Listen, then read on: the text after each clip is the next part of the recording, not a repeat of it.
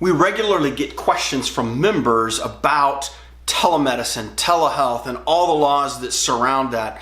And interestingly, there's a lot that goes on in regards to the laws just here in Illinois dealing with telemedicine and telehealth. In fact, you have the telemedicine section in the Medical Practice Act, section 49.5, that governs physicians. However, you also have the Telehealth Act that also governs physicians and some of the components therein.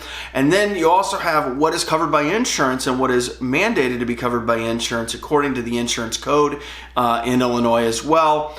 And it's just a lot of different things going on, a lot of moving parts. So over the next few weeks, we're really going to talk about and get into some of the details in regards to telemedicine and telehealth, because we want you to be able to do this and we want you to stay on the up and up. In fact, it gets a lot of press, and there was recently an article in Modern Healthcare that talks about a fraud case out of Georgia that really wrapped itself into $56 million in fraudulent cases surrounding orthotic braces. And so this is an area that you've got to be careful in. It's getting a lot of scrutiny, gets a lot of conversation because it's an emerging technology, and so the laws are just really evolving with that emerging technology as well.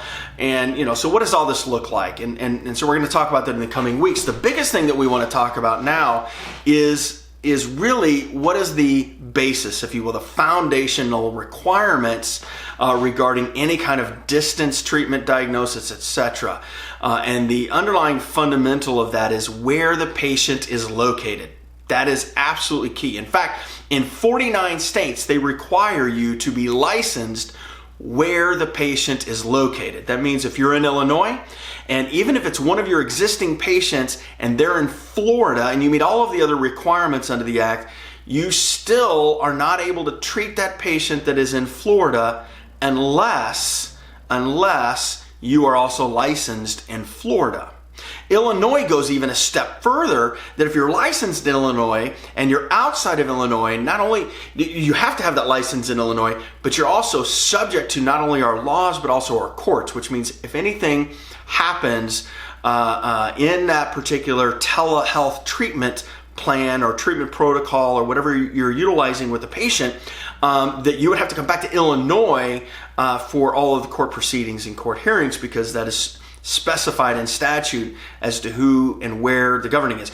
Most likely, the vast majority of the other states that require that licensure in their state, the other 48, then would also have a very similar requirement, which means you have to be cognizant of that and the laws where you're practicing. Now, that also then, of course, brings in other questions.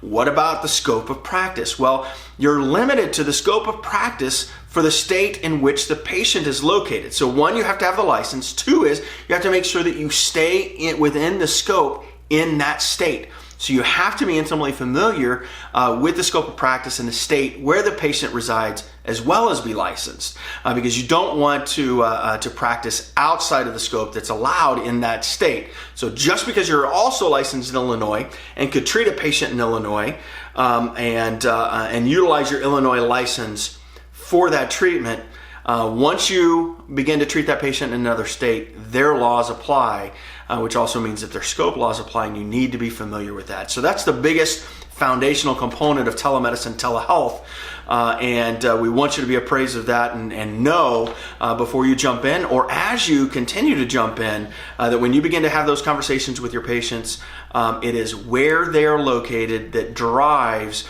the licensure requirements. We'll catch you next week.